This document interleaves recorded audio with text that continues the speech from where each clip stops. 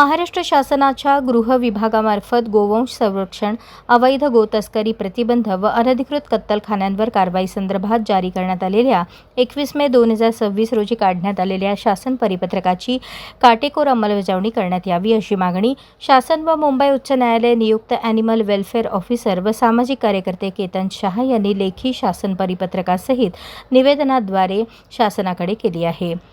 निवासी उपजिल्हाधिकारी अभिजित पाटील, शहर पोलीस आयुक्त एम राजकुमार, विजय कबाडे, पोलीस उपाधीक्षक सोलापूर ग्रामीण सोलापूर तसेच संबंधित विभागांना दिलेल्या निवेदनात नमूद केले आहे की शासनाने जारी केलेल्या परिपत्रकानुसार महाराष्ट्र प्राणी संरक्षण अधिनियम 1976 तसेच इतर संबंधित कायद्यांची प्रभावी अंमलबजावणी होणे अत्यंत आवश्यक आहे. राज्यात वाढत्या गोतस्करी, अवैध गोवंश वाहतूक आणि बेकायदेशीर कत्तलखान्यांमुळे कायदा व सुव्यवस्थेचा प्रश्न निर्माण होत असून त्यावर तातडीने कठोर कारवाई व्हावी.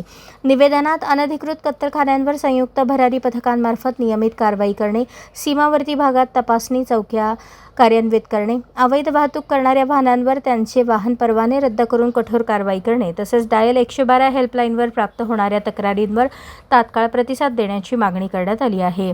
शासनाने नियुक्त करण्याचे निर्देश दिलेल्या नोडल अधिकाऱ्यांची माहिती सर्वसामान्य नागरिकांपर्यंत पोहोचवणे आणि गोवंश संरक्षणासाठी प्रशासनाने नियमित आढावा बैठका घेण्याची आवश्यकता निवेदनात नमूद करण्यात आली आहे.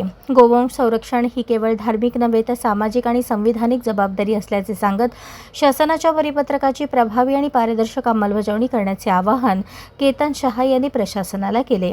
यावेळी विजय जाधव अध्यक्ष, जगदंबा सामाजिक बहुउद्देशीय संस्था, नगरसेवक गोरक्षक सतीश अण्णा शिरसिल्ला, राधाकृष्ण गोशाळा चॅरिटेबल ट्रस्ट अध्यक्ष अभय कुलथे, हरिभक्तपरायण आकाश शिरते महाराज, गोरक्षक पवन कोमटी, किशोर वैद्य, राजू भंडारी, किशोर तडका, रवी बुगडे आदी उपस्थित होते.